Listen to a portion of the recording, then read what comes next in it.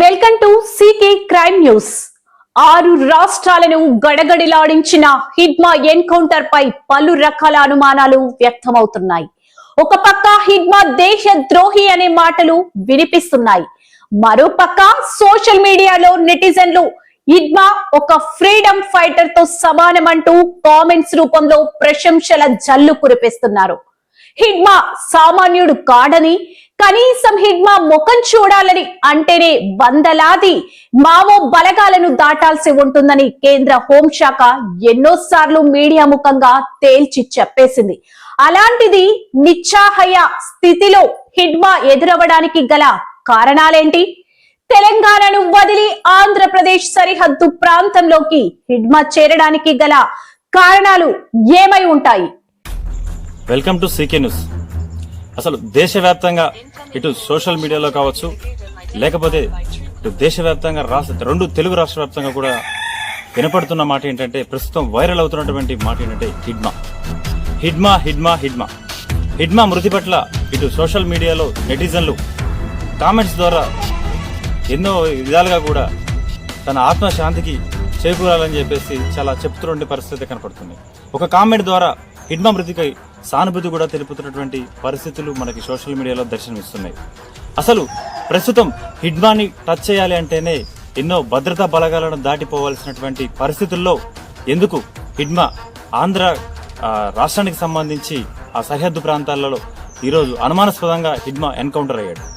అసలు ఇప్పటికే మనకి వినపడుతున్న మాటలు ఏంటంటే, హిడ్మా లొంగుబాటు దిశగా వస్తున్న క్రమంలో తెలంగాణ పోలీసులపై నమ్మకం లేక ఆంధ్ర సరిహద్దులలో మీడియా ముఖంగా లొంగిబాటు బాటగా వస్తున్నాడు అని చెప్పేసి ఇప్పటికే మనకి అందుతున్నటువంటి ఊహాగానాలు. అసలు హిడ్మాని పట్టుకోవాలన్నా, హిడ్మాని చూడాలన్నా 6 రాష్ట్రాలు ఎన్నో ఏళ్లుగా కూడా గడగడలాడుతూ వణుకుతూ ఎంతో కోట్ల రూపాయలు లక్షలు ఖర్చు పెడుతూ హిడ్మాని చూడడానికి ప్రయత్నించలేని ప్రభుత్వం ఈరోజు ఆంధ్ర సరిహద్దుల్లో అలా వెళ్ళి షాపింగ్ చేసినట్టుగా హిడ్మాని ఎన్కౌంటర్ చేయడానికి గల కారణాలు ఏంటి? నిజంగానే హిడ్మా లొంగుబాటు దిశగా వస్తున్నాడా? అసలు లొంగుబాటు దిశగా వస్తున్నటువంటి హిడ్మాని ఎందుకు ఎన్కౌంటర్ చేశారు? ఇప్పటికే మనకు వస్తున్నటువంటి ఆరోపణలు, విజయవాడలో హిడ్మాన్ పట్టుకొని ఆంధ్ర సరిహద్దులు మారేడుమిల్లి గ్రామాల్లో పర్యాటకగా ఉన్నటువంటి మారేడుమిల్లి అంతా కూడా ఎందుకు కాల్పుల మోతకు గురైంది? అసలు హిడ్మా తరపు నుంచి ఎందుకు ఎదురు కాల్పులు జరపలేదు వాళ్ళు? ఒకవేళ జరిపే ఉంటే ఎదురు కాల్పులలో పోలీసులు ఏ మేరకు గాయపడ్డారు?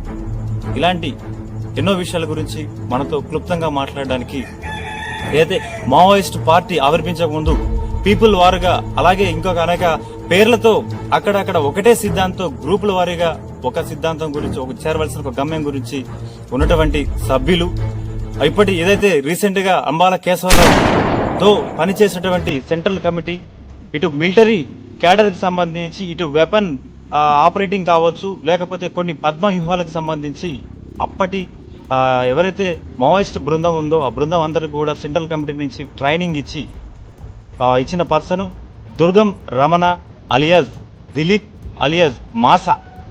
ప్రస్తుతం మనం ములుగు జిల్లా తాడువాయి మండలంలో ఉన్నాం. ప్రస్తుతం ఆయన స్వగృహం దగ్గర ఉన్నాం. అసలు హిడ్మా మృతి పట్ల ఇటు ప్రముఖ ఛానల్స్ లో కావచ్చు, అనేక ఛానల్స్ లో కావచ్చు, అనేక రకాల కథనాలుగా అనేక విధాలుగా చూపించే ప్రయత్నం చేస్తారు. అసలు నిజంగా హిడ్మా లొంగుబాటు దిశగా ఉన్నాడు? లొంగుబాటు దిశగా ఉన్న హిడ్మాని ఎందుకు ఎన్కౌంటర్ చేయాల్సి వచ్చింది? అసలు పర్టికులర్ గా టార్గెట్ పెట్టి, టైం వ్యాలిడిటీ పెట్టి ఎందుకు కేంద్ర ప్రభుత్వం ఎందుకు ఇట్లా మావోయిస్టులు టార్గెట్ చేశారు? అసలు ఏం జరుగుతుంది? అసలు ఇలాగే కొనసాగితే మావోయిస్ట్ ప్రభావిత ప్రాంతాలలో మావోలు పట్టుబడిపోతారా? అసలు ఏం జరుగుతుంది? అసలు ఆయన ఈ మావోయిస్టు పార్టీ ఆవిర్భించక ముందు ఎప్పుడు వెళ్ళారు? అసలు ఆయన జీవన శైలి ఎలా జరిగింది? ఏ సంవత్సరంలో మావోయిస్టు సిద్ధాంతాలకు బాట పట్టారు? ఏ సంవత్సరంలో తను బయటకు వచ్చారు? ఇప్పుడు తన బతుకున్న జీవితం, అప్పట్లో అక్కడి సిద్ధాంతాలు ఎలా ఉన్నాయి అనేది మరిన్ని విషయాలు మనకి పంచుకోవడానికి దుర్గం రమణ గారు ఉన్నారు, అలియాజ్ దిలీప్ అలియాజ్ మాసా ఉన్నారు. ఆయన ద్వారా మరింత సమాచారం తెలుసుకునే ప్రయత్నం చేయాలి. సీకే న్యూస్కు నా ప్రత్యేక ధన్యవాదాలు. ఇప్పుడు నన్ను నేను పరిచయం చేసుకోవడానికి నేను 1993 లోపల అప్పటి పీపుల్స్ వార్ పార్టీలో పూర్తి కాల కార్యకర్తగా వెళ్ళడం జరిగింది. అప్పటి నుండి 2007 వరకు మావోయిస్టు పార్టీలో దళ సభ్యుడి నుండి ఆర్ఎస్యు నాయకుడి నుండి దళ సభ్యుడి నుండి మొదలుకుంటే all India central military instructor దాకా వివిధ బాధ్యతలు నిర్వహించి 2007లో ప్రభుత్వం ముందు సరెండర్ కావడం అనేది జరిగింది. ఈ సందర్భంగా ఇప్పుడు మీరు అడుగుతున్నటువంటి ప్రశ్న, నేను 2001లో ఆల్ ఇండియా సెంట్రల్ మిలిటరీ ఇన్స్ట్రక్టర్గా బాధ్యతలు తీసుకోవడం అనేది జరిగింది.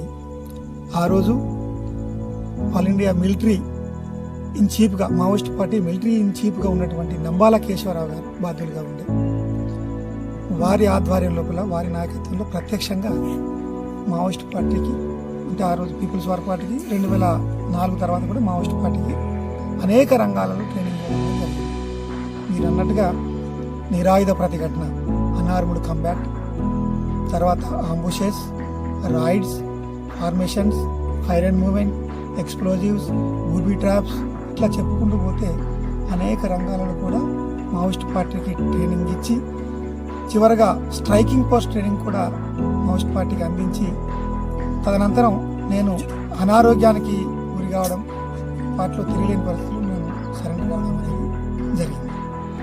ఇదైతే ఇటు ప్రస్తుతం ఎవరైతే నంబాల కేశవరావుతో మీరు కూడా పనిచేశారని చెప్తున్నారు, అసలు పూర్తిగా నంబాల కేశవరావు మనస్తత్వం ఎలాంటిది? ఎందుకంటే ప్రస్తుతం మాకు అందిన సమాచారం అంటే, మీడియాకున్న సమాచారం ఏంటంటే, నంబాల కేశవరావు ఆయన వ్యక్తి సామాన్యుడు కాదు. ఆయన ఎత్తుగడలు కావచ్చు, ఆయన ఆలోచనలు కావచ్చు, ఆయన జీవన విధానం కానీ చాలా సున్నితంగా ఉంటుంది. ఆయన ఎక్కడ కూడా, అంటే అతి తక్కువ సమయంలో కూడా ఆయన కూడా ఒక మంచి క్యాడర్ సంపాదించారు మావోయిస్ట్ పార్టీలో అని చెప్పేసి మాకు తెలిసింది. అది ఎంతవరకు వాస్తవమే? నంబాల కేశవరావు ప్లస్ బిఆర్ దాదా, ఆయన చాలా సౌమ్యుడు, చాలా నిరాడంబరమైన, ఆయన ద్వారా ఇతరులకు చిన్న హాని కూడా జరగద్దు అనేటువంటి ఆలోచన చేసే ఒక గొప్ప వ్యక్తి, గొప్ప మనసున్న వ్యక్తి. నిజంగా అంతటి గొప్ప వ్యక్తితో కలిసి అతని నాయకత్వం, ప్రత్యక్షంగా అతని నాయకత్వంలో పనిచేయడం నిజంగా నేను చాలా గొప్పగా గర్వంగా ఫీల్ అవుతాను. తనది మిలిటరీలో ఎంత వ్యూహాత్మకంగా ఉంటాడు అంటే, ప్రతి చిన్న మార్గాన్ని కూడా, చిన్న ఒక వలలో చిన్న కోసను కూడా వదలకుండా మిలిటరీ పాలించేది. అతను దాడి చేయడం ఎట్లా చేస్తే తిరిగి రిట్రీట్ కావడం, తిరిగి సేఫ్గా చేరుకొని తిరిగి మళ్ళీ ఎక్కడ ఏ చిన్న పొరపాటు జరగకుండా ఇట్లా పోవాలని మొదటి నుండి చివరి వరకు ప్రతి అంశాన్ని కూడా పక్కా పకడ్బందీగా ప్లాన్ చేసుకున్నాను.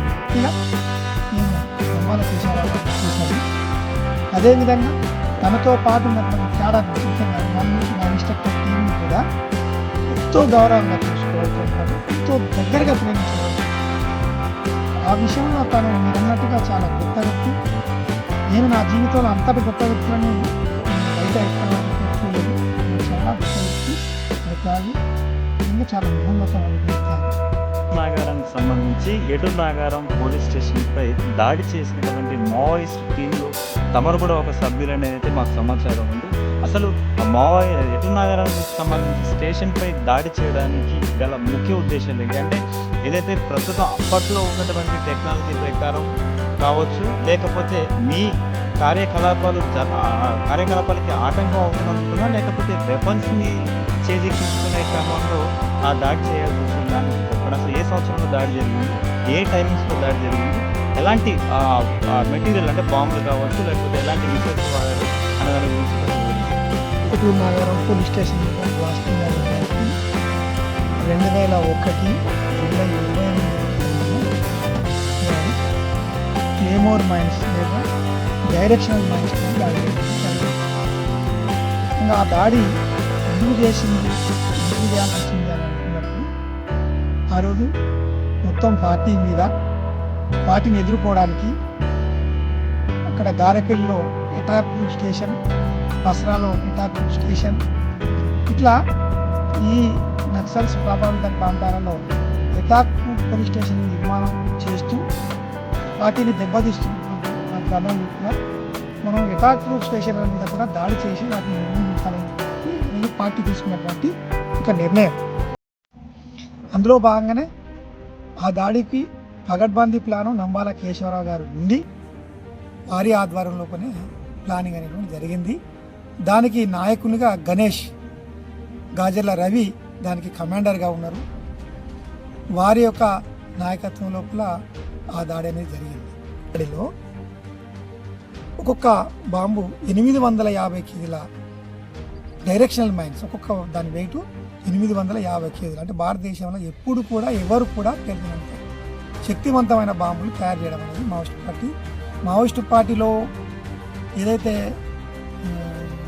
టెక్నికల్ పరంగా బాంబులు ఎక్స్ప్లోజివ్స్ తయారు చేసేటువంటి టెక్నికల్ పరంగా స్టడీ చేస్తూ వాటిని ఫిరంగి తరహాలో వాటి నిర్మాణం తయారు చేసి ఫిరంగిలను ఉపయోగించినట్టుగా ఈ డైరెక్షనల్ మైన్స్ని ఉపయోగించి ఈ స్టేషన్స్ను మనం కూలగొట్టాలి, ఈ ప్రభుత్వానికి మన ఏందనేది చూపించాలి అనేటువంటి కోణంలో దాన్ని తయారు చేయడం అనేది జరిగింది. దాంట్లో దగ్గర 4 డైరెక్షనల్ మైన్స్తో పాటు ఇంకొక 4 మామూలుగా ఐరన్ డ్రమ్ములలో కూడా పెట్టి పెట్టడం జరిగింది. దాంట్లో 5 కేజీల షార్ట్ బూట్లు, 5 కేజీల బాట్లు, షార్ట్ బూట్లు, డంబెల్స్ ముక్కలు చేసి అందులో వేసి 120 కేజీల జెల్టీని ఒక దాంట్లో పెట్టి దాన్ని ప్రయోగించడం అనేది జరిగింది. ప్రధానంగా ఇటు హిడ్మా అంటే హిడ్మా గురించి మీకు తెలిసే ఉంటుంది.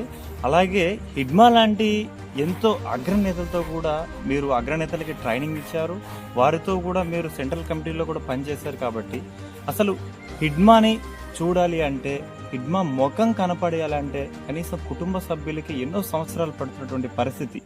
మనకి ఇప్పటికే మీడియాకి అందిన సమాచారం ఏంటంటే హిడ్మాని చూడాలి అంటే హిడ్మా అంత ఆషామాషి కాదు. ఏదంటే ఇదే విషయం సంబంధించి ములుగు జిల్లా వెంకటాపురం మండలంలో కూడా ఇటు హెలికాప్టర్స్తో కూడా హిడ్మా ఇక్కడ ఉన్నాడు, హిడ్మా అక్కడ ఉన్నాడు అని చెప్పేసి చాలా తనిఖీలు చేసి వేల లక్షల రూపాయలు కూడా ఈ ప్రభుత్వం దాన్ని వృధా చేయడం జరిగింది. అయినప్పటికీ కూడా హిడ్మా అక్కడి నుంచి దొరకలేని పరిస్థితి.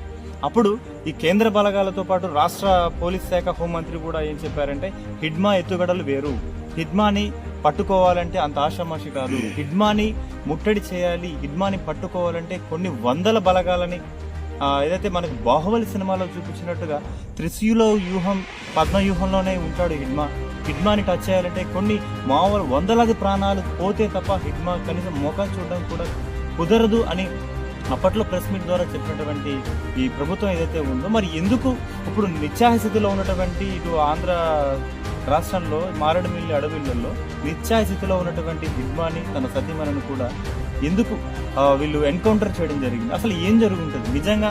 హిడ్మా లొంగిబాటు దిశగా వచ్చే క్రమంలోనే ఏదైతే ఆపరేషన్ కగార్ ముఖ్య ఉద్దేశం హిడ్మా, ఆపరేషన్ కగార్ని హిడ్మాతోనే పూర్తి చేయాలి, హిడ్మాని హతం చేస్తేనే ఆపరేషన్ కగార్కి పూర్తి నైపుణ్యత కలుగుతుంది అనే ఉద్దేశంతో లొంగుబాటు దిశగా వస్తున్నటువంటి హిడ్మాని హతం చేసి ఉంటారనే ఆరోపణలు వస్తున్నాయి. అసలు ఎంతవరకు అసలు హిడ్మా మెంటాలిటీ కావచ్చు, హిడ్మా లాంటి ఎంతో గొప్ప వాళ్ళతో కూడా మీరు పనిచేశారు కాబట్టి అసలు ఒక Maoist central committee member mind ఎలా ఉంది? అంటే యుద్ధ భూమిలోనే ప్రాణాలు బలి తీసుకోవన్నా పర్వాలేదు కానీ లొంగుబాటు దిశగా వచ్చే అవకాశాలు ఉన్నాయంటారా? లేకపోతే సిద్ధాంతాలు నమ్మి అక్కడే ప్రాణాలు వీడడానికి సిద్ధపడతారా? తెలంగాణ పోలీసులపై నమ్మకం లేక హిడ్మా తన దిశని ఆంధ్ర వైపు మళ్లించాడా? తెలంగాణ పోలీసులపై నమ్మకం లేనిదే వందల సంఖ్యలో మావోలు సంతోషంగా జనజీవన స్రవంతిలో కలుస్తున్నారా? హిడ్మాపై ఉన్న రివార్డ్స్ కి అధికారులు ఆశపడ్డారా? ఆపరేషన్ కగార్ ముఖ్య శ్రీకారం హిడ్మా మరణమేనా? కుటుంబానికి అప్పచెప్పిన మృతదేహం అసలు హిడ్మాదేనా? గతంలో ఎన్నో మారులు హిడ్మా దొరికాడని ప్రభుత్వం ప్రకటించింది. మరి ఈసారి ఎన్కౌంటర్ లో మరణించింది హిడ్మాయేనా? ఆపరేషన్ కగార్కు సంబంధించింది మీరు అడిగారు. ఆపరేషన్ కగార్కు ముందు అనేక అభియాన్లు జరిగాయి. ఆ అభియాన్ల యొక్క లక్ష్యం కానీ ఆపరేషన్ కగార్ యొక్క లక్ష్యం ఒక హిడ్మానే కాదు, మావోయిస్టు పార్టీని పూర్తిగా తుడిచివేయాలనేటువంటి కార్యక్రమంలో భాగంగా తీసుకొచ్చినటువంటి కగార్. అయితే ఇప్పుడైనా ఒక కేంద్ర కమిటీ సభ్యుడు ఉన్నా లేకపోతే ఆ కేంద్ర కమిటీ స్థాయి కమాండర్ ఉన్న బలగాలకు ముందు వరుసలో కాకుండా వెనుక వరుసలో ఉండి నాయకత్వం వహించడం జరుగుతుంది. యుద్ధరంగంలో ఫస్ట్ యుద్ధంలో చేయడానికి ముందు ఒక ప్లటూన్ ఉందనుకోండి, ప్లటూన్లో 2 సెక్షన్లు ముందు భాగాన కొట్లాడుతూ ఉంటే వెనుక భాగంలో ఉండి నాయకత్వం వహిస్తారు. ఇది యుద్ధరంగంలో ఫైర్ అండ్ మూవ్మెంట్లో జరిగేటువంటి పద్ధతి. నిజంగా జరిగే యుద్ధాలు, యుద్ధ రూపాలు అనేకం. యుద్ధంలో ఎప్పుడైనా కూడా యుద్ధం అంటే ఇద్దరి మధ్య ఫైరింగ్ జరుగుతున్నప్పుడే యుద్ధం.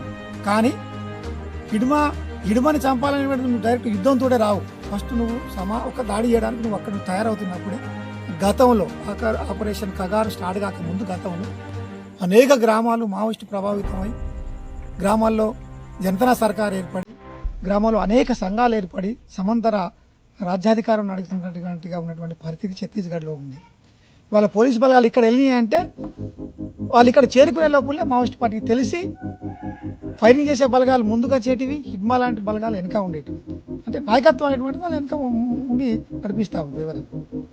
ఈ ముందుకు యుద్ధం చేయడానికి వచ్చే బలగాలు ముందు ఉంటాయి, వాటి ఫైరింగ్ చేస్తారు. ఆ ఫైరింగ్ తర్వాత 1-2 చనిపోవడం, వాడు ముందు పోవడమా, వెనక్కి పోవడమా, అక్కడ టిటిడి కావడం, తప్పించుకోవడం అనేటువంటి యుద్ధంలో జరిగేటువంటి ప్రక్రియ.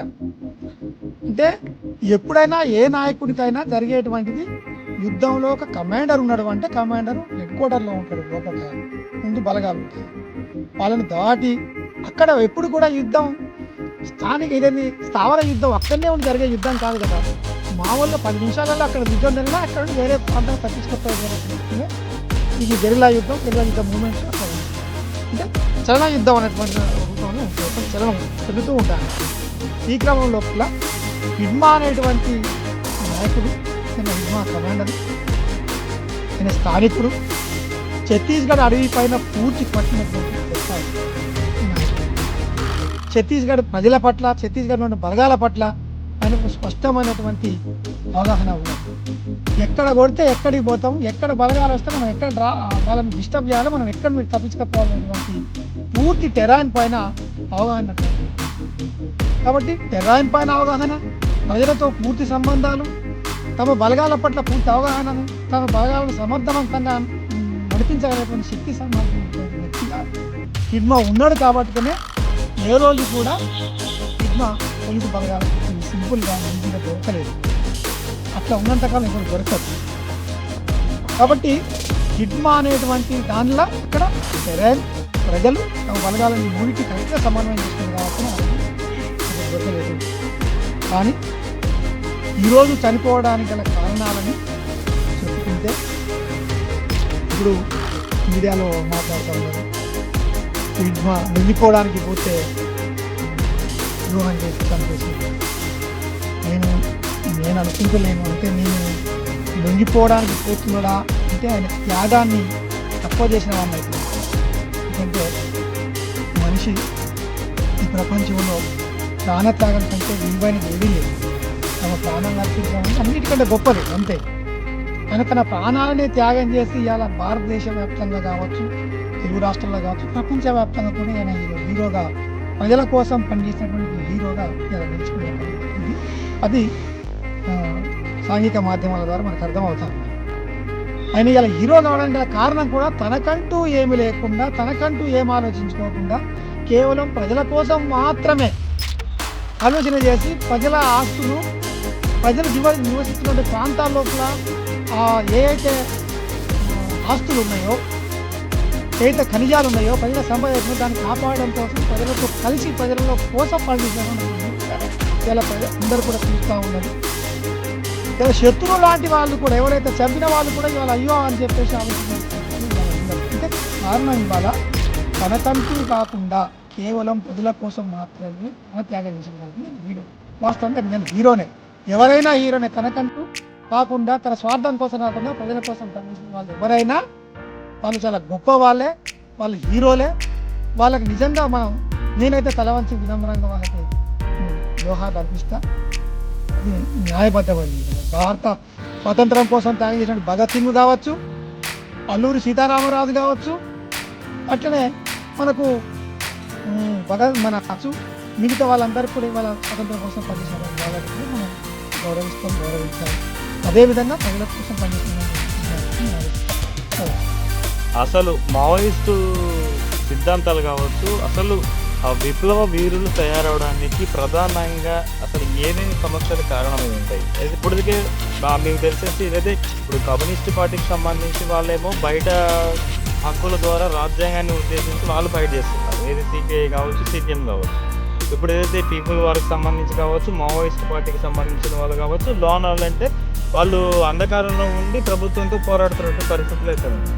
అసలు ఇప్పుడు మావోయిస్టు సిపిఐ మన కమ్యూనిస్ట్ పార్టీలు ఏదైతే ఉన్నాయి, సిపిఐ వీళ్ళని మనం కొంతమంది నాయకుల్ని మనం ప్రశ్నించగా వాళ్ళు చెప్పుతున్నది, ఎప్పుడైతే ఆ ప్రభుత్వం ఆ అగ్ర కులాలతో సమానంగా బడుగు బలహీన వర్గ కులాలకు కూడా సమన్యాయం చేస్తుందో అప్పుడు మాత్రమే విప్లవం అనేది అయిపోతుంది తప్ప అంతవరకు ఎక్కడైతే అన్యాయం జరుగుతుందో ఆ అన్యాయంలో ఆ జరిగిన అన్యాయంలోకి విప్లవం అనేది మళ్ళీ చూడు కోరుకుంటూనే ఉంటుంది.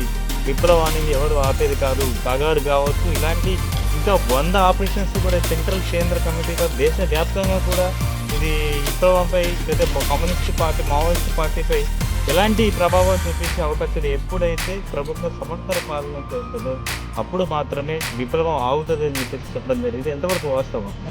కేంద్ర ప్రభుత్వం నిజంగా గిరిజన అభివృద్ధి కోసమేనా ఆపరేషన్ కగార్ పేరుతో అడవులను జల్లెడ పట్టేది? కేంద్ర ప్రభుత్వం ఆర్థికంగా నిలదొక్కునేందుకు కావాల్సిన వనరులు అడవుల్లోనే ఉందా? ఇప్పుడు అణిచివేయడం ద్వారాను, చంపేయడం ద్వారాను, నిర్మూలించడం ద్వారాను విప్లవము, తిరుగుబాటులు ఆగిపోతాయి, నిర్మూలించబడతాయి అనేది తప్పు. అది చరిత్ర తేల్చేసింది. అనేక మంది మేధావులు అనేక సందర్భాలలో మాట్లాడుతూ ఉన్నారు. అంతకంటే ఉదాహరణకు మన తెలంగాణలో తెలంగాణ సాయుధ పోరాటం మనకు ఫస్ట్ అర్థమవుతుంది. తెలంగాణ మొదటి దఫా తెలంగాణ ఉద్యమంలో 3600 మంది అమరులై తన ప్రాణాలను త్యాగం చేసింది. ఆ మేరకు అక్కడ కొద్ది రోజులు చల్లబడి, కానీ తిరిగి మన తదనంతరం తెలంగాణ రాష్ట్రం కోసం తిరిగి మళ్ళీ ఉద్యమం 2వ దఫా ఉద్యమం అయినప్పుడు అనేక మంది త్యాగాల మధ్యలో మళ్ళీ పోరాటం, మళ్ళీ తెలంగాణ ఉద్యమం ఉద్భవించి తెలంగాణ ఉద్యమం ఉధృతమై తెలంగాణ రాష్ట్రాన్ని సాధించిన చరిత్ర మనకు కళ్ళ ముందర కనబడుతుంది. అంటే ఎప్పుడైనా కూడా అణిచివేయడం ద్వారా కొద్ది రోజులు అణుగుతుంది కావచ్చు, కానీ తిరిగి అణిచివేత ఉన్న కాడ, దోపిడి ఉన్న కాడ, నియంతృత్వం ఉన్న కాడ మళ్ళీ తిరుగుబాటు అనేటువంటి లేవడం అనేది సహజం. ఇది అనేక మంది మేధావులు అనేక సందర్భాలలో చెప్తున్నటువంటి పరిస్థితి మనకు చరిత్రలో తెలిసిన పరిస్థితి. ఇట్లా ఇవాళ కగార్ పేరుతోటి మొత్తం చంపేస్తామనతోటి నిజంగా ఇవాళ కగార్ పేరుతోటి చంపేస్తారు అనుకుందాం. నిజంగా ఉద్యమం ఎందుకు లేచింది? ఇవాళ హిడ్మా ఎందుకోసం కొట్లాడిండు? ఉద్యమం ఎందుకు లేచింది? ఇవాళ హిడ్మా ఎందుకోసం కొట్లాడిండు? ఒక్కసారి ఆలోచన చేద్దాం అంటున్నాం కదా. ఇవాళ నువ్వు ఎవరి కోసం ఈ కగార్ని తీసుకొస్తున్నావు అనేటువంటిది చాలామంది మేధావులు మాట్లాడుతున్న సందర్భంగా, మావోయిస్ట్ పార్టీ మాట్లాడుతున్న సందర్భంగా కనబడుతుంది. ఛత్తీస్గఢ్లో విస్తారమైన ఖనిజ సంపద ఉన్నది. విస్తారమైన ఖనిజ సంపదని ఈ దేశంలో ఉన్న బడాబాబులకు అప్పచెప్పడం కోసమే కగార్ ఆపరేషన్ తీసుకొచ్చినావు. మావోయిస్టులు ఉంటే నువ్వు ఆ విస్తారమైనటువంటి ఖనిజ సంపదని ముట్టుకోలేని, టచ్ చేయలేనటువంటి పరిస్థితుల్లో నువ్వు ఉన్నావు అనేటువంటిది ఇవాళ మేధావులు చెప్తా ఉన్నారు, మావోయిస్ట్ పార్టీ చెప్తా ఉన్నారు. కారణం జిందాల్ ఒకప్పుడు మన మహారాష్ట్ర గడ్చిరోల్లో స్టార్ట్ చేసి తీయబడిన పరిస్థితి. ఇలా నీకు దల్లిరాజరా కానీ, బైలడిల్లా కానీ, కిరండూలు కానీ, అడిపోతే కొండాగాం కానీ, అక్కడ ఇంకా విస్తారమైనటువంటి ఐరన్ ఓవర్స్ ఉన్నాయి, కోల్ మైనింగ్స్ ఉన్నాయి, కాపర్ ఉన్నాయి, మెగ్నీషియం ఉన్నది. ఇవన్నీ అనేక రకాల ఖనిజ సంపదలు ఇవాళ ఉన్నాయి. వాటిని తీసుకోవాలి, ముట్టుకోవాలంటే అక్కడ ప్రజలు ఉన్నారు. ప్రజలను చైతన్యవంతం చేసే మావోయిస్ట్ పార్టీ ఉన్నది. అక్కడ బలవంతంగా పోయి చేయబోతే ఎదుర్కొనేటువంటి పార్టీ ఉన్నది. కాబట్టి దాన్ని నిర్మూలిస్తే తప్ప వాటి మీద నువ్వు ఆధిపత్యం చెలాయించలేవు. కాబట్టినే ఇవాళ నువ్వు దాన్ని క్యాప్చర్ చేసుకోవడం కోసం అక్కడ ఆటంకంగా ఉన్న మావోయిస్ట్ పార్టీ సైన్యాన్ని పూర్తిగా తుడిచిపెట్టాలనేటువంటి ఒక నిర్ధారణకు వచ్చి వాళ్ళ యొక్క పూర్తి సపోర్ట్, ఏదైతే సామ్రాజ్యవాదుల యొక్క పూర్తి సపోర్ట్ తోటి నువ్వు వాళ్ళని నిర్మూలించాలని చూస్తున్నావు. కానీ నిజంగా నువ్వు అక్కడ ప్రజలు అంటే నా మావోయిస్టులు అక్కడ నీకైనా వ్యతిరేకం చేసిందా? ఎవరికైనా అన్యాయం చేసిందా? లేకపోతే అక్కడ ఏ ప్రజలన్నా అనవసరంగా చేసిరా అంటే లేదు కదా. ఆదివాసీ ప్రజలకు వాళ్ళకి చైతన్యం చేసిరు, వాళ్ళకి వ్యవసాయం నేర్పింది, వాళ్ళకి చదువు నేర్పింది, వాళ్ళకి రకరకాల నేర్పింది. కానీ నువ్వు ఏవైతే నీ రాజ్యం అనుకుంటున్నావు అంటే ఇలా భారత రాజ్యాంగం లేకపోతే ఎవరైతే ఇలా భారత పాలక వర్గాలకు అండగా ఉన్నటువంటి ఇలా బడా పెట్టుబడిదారులకు అనుకూలంగా లేరు కాబట్టినే వాళ్ళ పూర్తిగా వాళ్ళని నిర్మూలిస్తున్నటువంటిది మాట్లాడుతున్నది. నిజంగా కూడా అది అతి త్వరలో దీని అనంతరం ఇలా మావోయిస్టులను నిజంగా ఏరివేసిన అనంతరం నువ్వు ఏం చేస్తావో ప్రకటించండి చూద్దాం. ఇది అడుగుతున్నారు, నేనే కాదు అడుగుతున్నది, ప్రపంచం అడుగుతున్నారు. మావోయిస్టులు పూర్తిగా నిర్మూలించబడిన తర్వాత ఛత్తీస్గఢ్లో నీదేంటిది? నువ్వు అక్కడి ప్రజల యొక్క ఖనిజ సంపద జోలికి పోతావా? పోవా? అక్కడ నువ్వు తట్టాడు ఐరన్ ఓవర్ తీస్తావా? తీయవా? అక్కడ ప్రజలకు రోడ్లు వేస్తావా? విద్యను అందిస్తావా? వైద్యాన్ని అందిస్తావా? వాళ్ళని డెవలప్ చేస్తావా? వాళ్ళ సంపదలో వాళ్ళని బాగా చేస్తావా? ఏం చేస్తావు? ఇంతవరకు మనం ప్రకటించలేదు కదా. అంటే ఒకవేళ నువ్వు ప్రకటించలేవు, రేపు ఓపిడి చేసుకుంటే కొద్ది మళ్ళీ తిరిగి ఎవడో ఒకడు మళ్ళీ హిడ్మా కాకపోతే దేవా పుడతాడు, దేవ తర్వాత ఇంకోరు పుడతారు, ఇంకోటి తర్వాత ఇంకోరు పుడతారు. ఇది సహజం. ఇది మనకు చరిత్ర చెబుతున్నటువంటిది. కాబట్టి పాలక వర్గాలు కానీ ఇప్పటికైనా బీజేపీ కేంద్ర ప్రభుత్వం కానీ రాష్ట్ర ప్రభుత్వాలు కానీ ఆలోచన చేయాల్సింది ఏంటంటే నిజంగా ప్రజలకు నిజంగా ఏమి కావాలి, ప్రజల్ని ఏ రంగాలలో డెవలప్ చేయాలి, ప్రజలు ఎట్లా డెవలప్ చేయాలనేది ఆలోచన చేయాలి. వాళ్ళకి ఆల్టర్నేటివ్ చూయిస్తే తప్ప వాళ్ళు తిరిగి ఏదో ఒక రోజు మళ్ళీ ఉద్యమం లేస్తనేటువంటిది నాకు ఉన్నది అనిపిస్తూ ఉన్నది. ఏదైతే ఇటు మావోయిస్టులు కావచ్చు, ఇటు పోలీసులు ఎదురు కాల్పుల్లో చాలా సందర్భాలలో కూడా ఇటు ఎదురు కాల్పులు చేసుకునే క్రమంలో ఇటు మావోయిస్టులు దెబ్బతినే అవకాశం ఉంది, అటు పోలీసులు కూడా గాయపడే అవకాశం ఉంది. ఈ క్రమంలో అటు పోలీసు కుటుంబాలు కూడా చాలా మటుకు రోడ్డున పడే అవకాశం ఉంది. అదేవిధంగా ఏదైతే ములుగు జిల్లాకు సంబంధించి వాజేడు మండలంలో ఇన్ఫార్మర్ నెపంతో ఒక కార్యదర్శిని వేరే ఇంకొక పర్సన్ కూడా మన ఎస్వి శబరి సాయంలో కూడా మావోలు వచ్చి గొడ్డలతో నైట్ పడుకున్న వారిని పిలిచి కూడా హతం చేయడం జరిగింది. మరి అలాంటి అంటే మీరు కూడా పీపుల్ వార్లో పనిచేశారు, మావోయిస్టు ఆవిర్భవించక ముందు ఎన్నో ఏళ్ళుగా కూడా మీరు ఉన్నారు, అగ్రనేతలతో కూడా మీరు వర్క్ చేశారు. అందులో ఒకటి ఇంక్లూడ్ ట్రైనర్. కాబట్టి అసలు ఏదైతే ఇప్పుడు మరి మీరు ఒక మనిషిని ఒక మ్యాటర్ వచ్చి అంటే ఒక పూర్తి కూడా అంటే అడ్డగోలుగా చంపారన్నది అయితే మీడియాకి ఒక సమాచారం ఉంది. పూర్తిగా 1-2 సార్లు కమిటీలు వేసి ఆ పర్సన్ మీద నిజమా కాదా అనేది పూర్తిగా 2-3 కమిటీలు వేసి తెలుసుకునే మీరు హతం చేస్తారని తెలిసింది. ఇట్లా హతం చేసిన తర్వాత ఆ కుటుంబాలు రోడ్డును పడతాయి కదా, ఆ కుటుంబాల గురించి ఎప్పుడు మీరు ఆలోచించే ప్రయత్నం చేశారు? ఎప్పుడైనా ఆలోచించే ప్రయత్నం చేశారా?